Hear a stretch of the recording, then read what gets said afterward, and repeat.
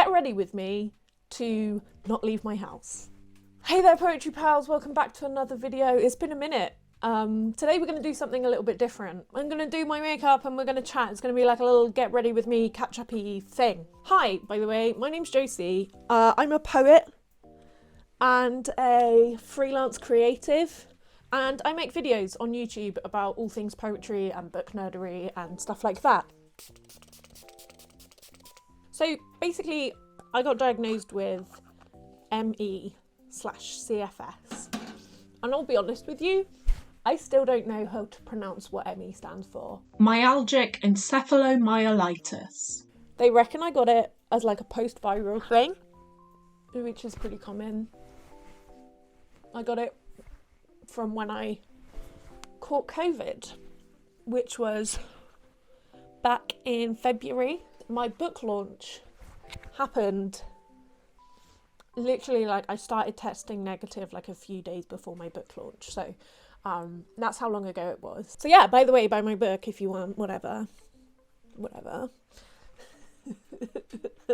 was I saying? Yeah, I caught COVID and basically I just never properly recovered. I've been really tired for a really long time, and I just thought that was getting older, I should say. I developed a pretty major caffeine issue that I think hid most of the issues that I had with my health for quite a long time. And then it wasn't until like my actual birthday when I realised like I couldn't do loads of stuff. And so I was worried that I was like, this doesn't feel just like getting a little bit older and having a bit lower energy. Like if I did a big party or something like a big event, like a poetry event, afterwards it would leave me floored. I knew there was a problem when I couldn't walk to the shop and back without feeling really faint and wobbly and nauseous. So I got myself a doctor's appointment. I did some blood tests to test what it was going to be, and all the stuff came back negative. Like they thought it could have been diabetes or I don't know. And I was like, oh, now that I know that ME/CFS is what is likely, I now know that these other things that have been happening are symptoms, and I experience those. And she was like, yeah, well, we've ruled out everything else. It's likely you have ME/CFS. It's likely that you got it from COVID. And it'll probably get better by itself. Look after yourself and hopefully it'll get better. Bye. And that was it. So, yeah, feeling kind of weird about that. By the way, do you like my dungarees? So yeah, basically I have this and I've just got to deal with it. I've been doing research. I've been tracking my symptoms. I've learned what sort of things cause it. Turns out caffeine is quite a major... no, caffeine doesn't cause it, but it just causes that boom and bust, right? Like the higher peak of energy that I have, the lower like crash in energy I have afterwards. So I've had to like cut down on my caffeine, cut down on my sugar, which has been horrible, and I'll be honest, I probably haven't done as good a job as I could, and it has really affected the way that I live. I wouldn't necessarily describe myself as a sporty person, but I was definitely quite active, and I left my house like every day, at least sometimes, because of just like the old noggin, the mental health stuff, right? Like you wanna get out, see the sun, feel grass under your feet, that sort of thing. And because I worked from home, getting out was particularly hard. But now I can't really stand or walk for longer than 5 minutes. That also translates into like mental energy as well.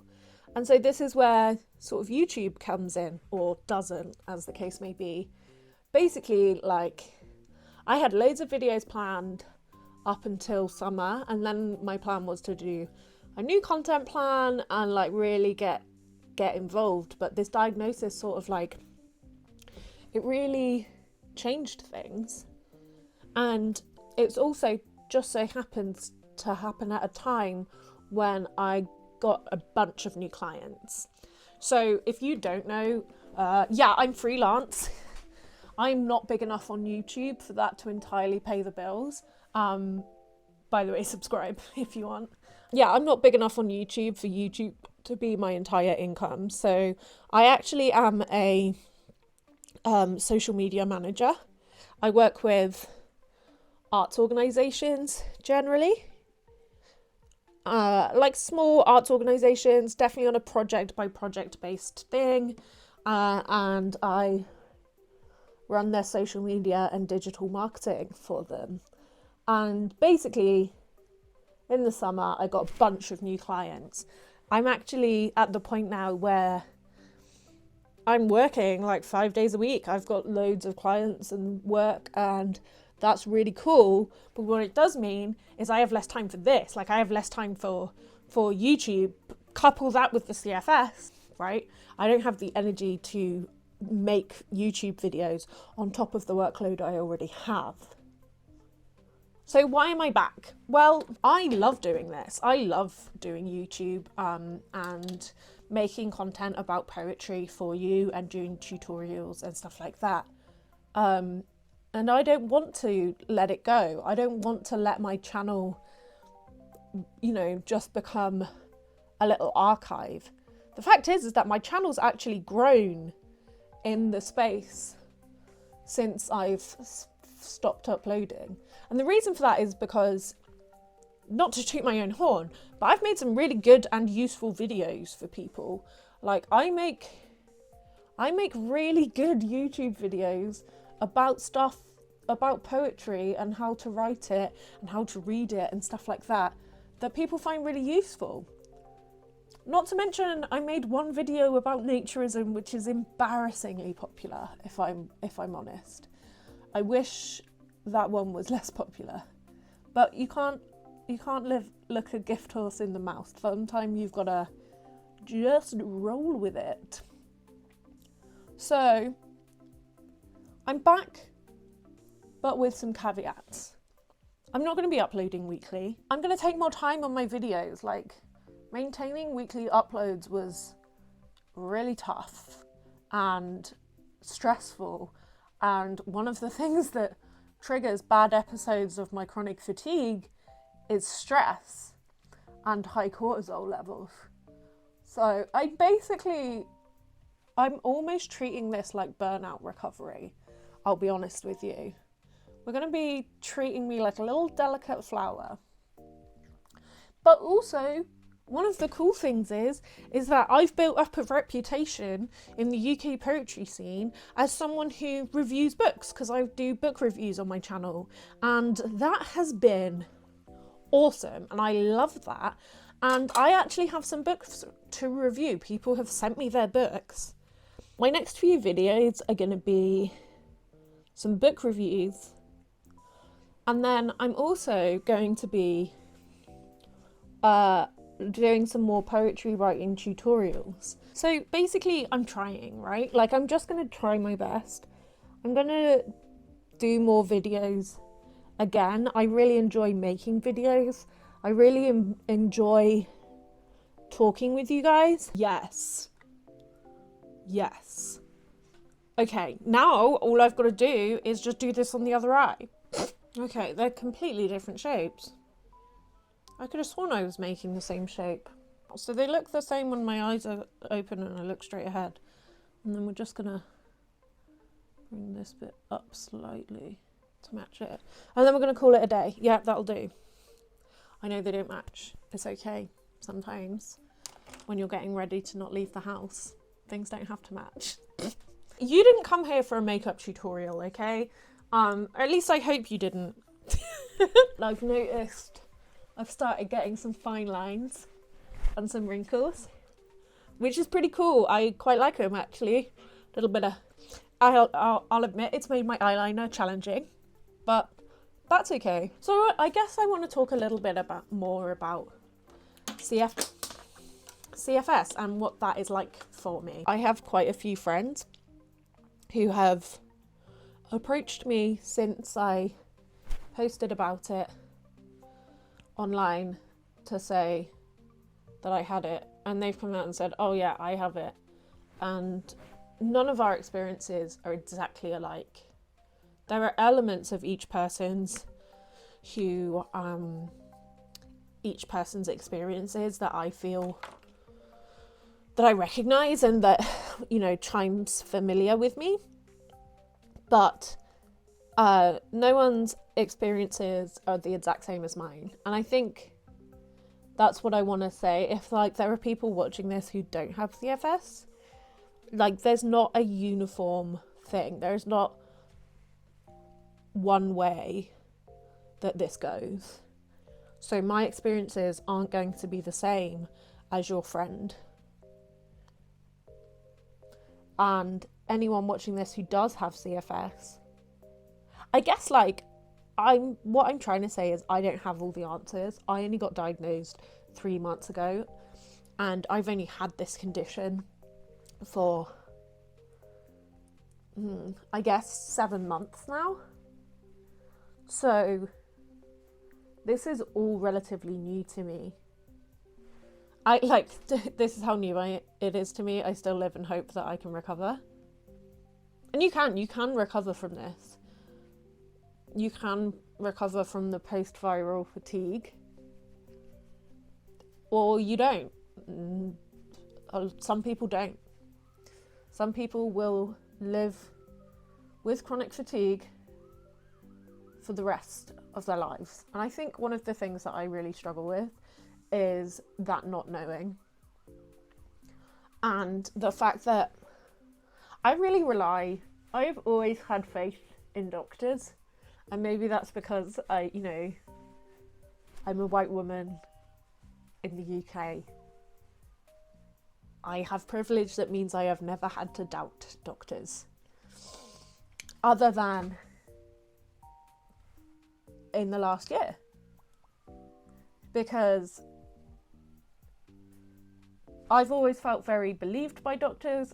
My pain and my issues have always been taken seriously by doctors, and so I've always been able to get the help and treatment that I need quite quickly, and I'm grateful for that. I know that that isn't the experience of everyone, which is horrible, really, if you think about it. So yeah, I think that's been really hard mentally, is the fact that doctors don't know how to treat this. There are some theories, but they are not proven. They are not proven solutions. And it's more about treating the symptoms than it is curing the condition. But basically, yeah, like just keeping track of your symptoms and noticing what causes you to feel worse and then not doing that thing is how you deal with it. And that's basically it. And like, if anyone wants to talk to me in the comments about graded exercise and stuff like that, you are more than welcome to. But again, from what I understand from the doctors and health specialists that I've spoken to, that is not guaranteed to help cure the disease, the condition. That's not guaranteed. Yeah, in terms of curing it, there's not much. I've just got to look after myself, keep track of my symptoms, try movement where possible, but don't push myself, and hope for the best. And that's kind of annoying for me. I guess what would be really cool is if you're watching this and you have CFS and you have something that works for you, something that has helped you in any way, let me know in the comments. However, if you're someone who is on YouTube or on the internet telling me that you cured your CFS by doing your 12-step plan, all I have to do is pay you some money and sign up to your coaching, then you can fuck off. I'm not interested. I think like this idea that you can cure it, like every single doctor or person who is like a qualified health professional in the UK that I have spoken to has said that like this isn't possible. Like recovery is, you can recover, but that's fairly random. They don't have like a proven thing. I also just want to add that in the grand scheme of things, like my ME/CFS is relatively mild compared to a lot of people. And I know that some people are bedbound or they're wheelchair users because they can't stand. And that's not the case for me. There are a lot of activities that I can't do now. Running, going for walks. So yeah, it's a bit of a mind fuck really. Like I haven't seen my friends in ages. I haven't cycled in ages. I haven't been able to like go out and see people, and going to poetry gigs has become so much harder. Like I can drive, but driving for too long can affect my fatigue levels. So I tend to avoid driving too far, which means that like gigs even as far as just Birmingham, which isn't that far away, I can't go up and back in a day. That's too far. That's too much to drive, especially like when most poetry gigs happen in the evening. So you know, finishing a gig at 10 and then driving for 2 hours to get home is just not something that I'm capable of doing anymore, which means that I then need accommodation, which, you know, most poetry nights who are run by volunteers and who don't have big budgets can't pay for. And so that's like a cost that I am losing out on. And I know that there are like funds available for people with accessibility needs in the arts. I just don't really know what they are yet. Maybe once I've done my research and I can find out, I can come back to you and let you guys know, because that would be a really cool and useful thing. Like I wish someone had made that video for me so that I could watch a really cool, good looking girl in a dinosaur dungarees tell me about how she got funding to go and do stuff. That would be awesome. I would love that. Yeah, the CFS has affected lots of different areas of my life, and it's kind of annoying, and I'm still learning how to deal with that. And I guess it'd be cool to know from you guys, like, if you have CFS or you have another chronic illness or something that is affecting your ability to live your life, do your job, and whatever else, I'd love to hear how you deal with that, not just like in terms of your physical needs, but also like mentally, if that change has happened to you or whether you've lived like this forever. I think that's one of the things I'm struggling with the most, is the change in my abilities and the fact that I can't do things that I used to. I feel like I've aged 50 years in 6 months. Like my grandma, actually, my grandma's got a heart thing. My other grandma is able to walk further than me. And I have to ask people for help with things that I've never had to do before. And that's been really tough. I don't think I've ever been, sorry, the sun is setting, so we've got a bit of golden hour, darling. I don't think I've ever struggled with asking for help. Like, that's always been a thing I'm okay with. But it's just the amount of times I'm having to ask for help. But I'm finding ways around it. And the really cool thing is that the poetry scene in the UK and the people that I work with, like my clients and whoever, are really cool. They're really understanding.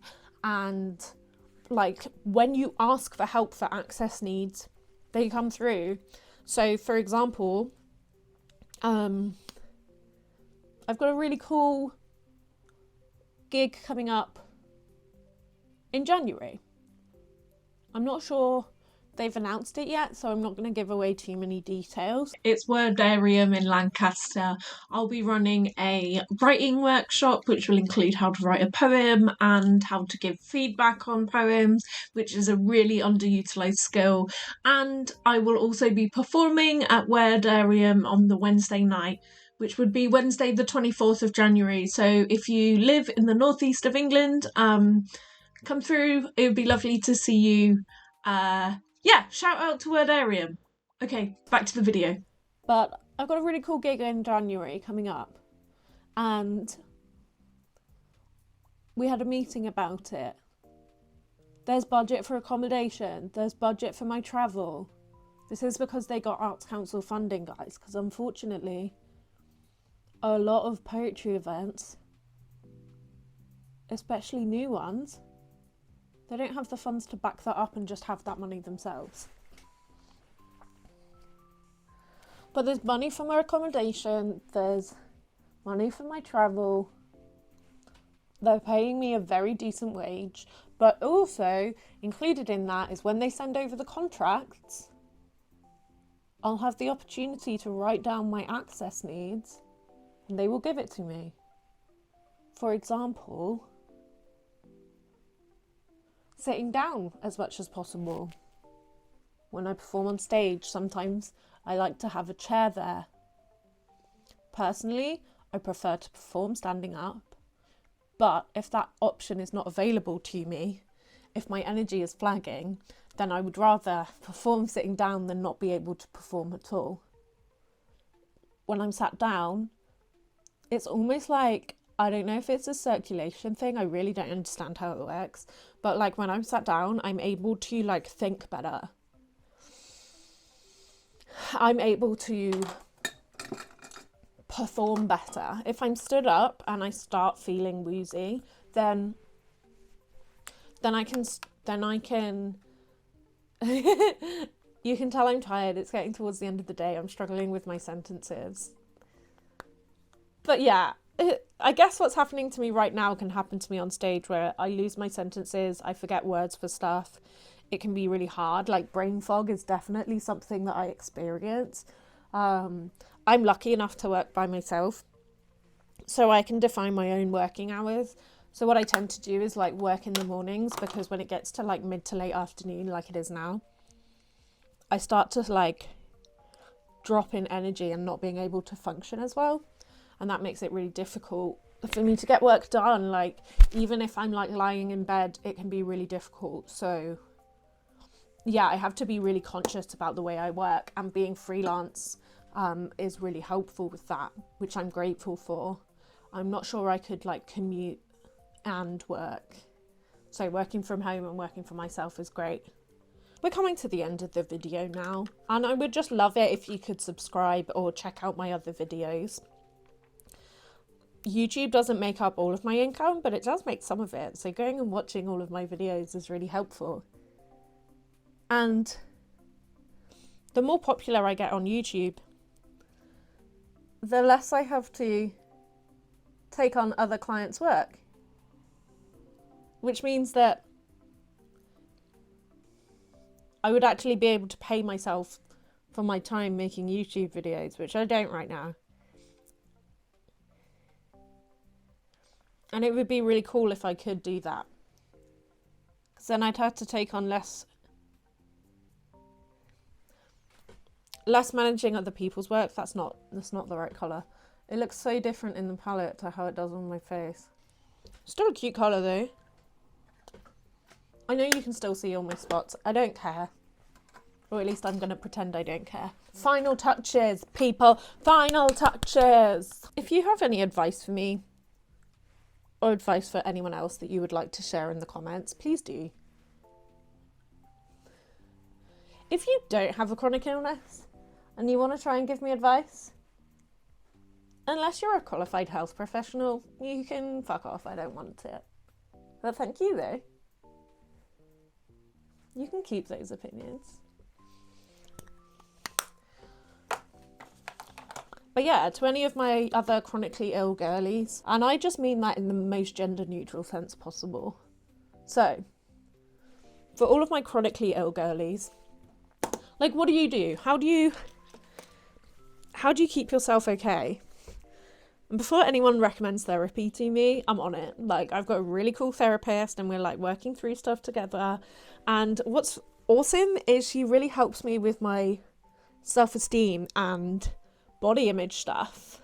I now don't completely hate my body like I did before I started seeing her. Because the changes my body has been through. Should I straighten my fringe? Yeah, because I really want to talk to you about this. It's not just my abilities and stuff that have changed. My actual body has changed. It has changed shape. I'm not moving as much as I used to. So obviously my body has changed shape. It's gained weight. And that has been... I'm embarrassed to say that that has been a difficult thing for me to deal with. I wish I was, I guess we all wish we were one of those self-esteem, body image, positivity girlies. We all wish we were that, but sometimes, especially when our body changes, that becomes a lot harder, and that's what I've been dealing with. When it comes to my body image, it's a really strange one, right? Because intellectually, I know that having a chronic illness means that I can't do as much stuff. It means that I cannot move my body as much or in the same way that I used to. And so that means that my body will change. And that's okay. So I can intellectually know all of those things. So why do I still feel bad about it sometimes? So I guess what I want to know from you guys and anyone who's like chronically ill or gone through something that means their body has changed shape or like they're not able to do what they used to, please tell me how you dealt with that. Because it's hard. It's really hard. I don't know if you knew this, but body image stuff is really complicated. And obviously we can add the disclaimer that like obviously what worked for you won't necessarily work for me, and that's okay. We don't have to. I'm not expecting you to solve my problems for me. I'm just interested to know what's worked for you in the past. Because the struggle bus is real. Also, like, if you have any like people I should follow on Instagram or like books, recommend me books. Recommend me some books, recommend me some poetry, anything useful like that I should check out. Any musicians, let me know, because that would be awesome. Yeah, I'm only going to straighten my fringe, even though my hair is like one big fringe. I kind of prefer the messy look anyway. Okay, but like seriously, look at these dungarees. Look how cute they are. So I'm going to end this video pretty soon. So I just want to take the opportunity to say thank you for watching if you're still here. Please subscribe to my channel. Turn on notifications, especially if you're interested in poetry stuff. I've got book reviews, tutorials. I've got a really cool project coming up next year in terms of content, all to do with sonnets. And if that sounds good to you, please do subscribe. I would love to have you here. Buy me a coffee, join me on Patreon. Let me know in the comments down below if you'd be interested in monthly writing workshops with me. Thanks so much for watching. I'll see you in the next video. Bye.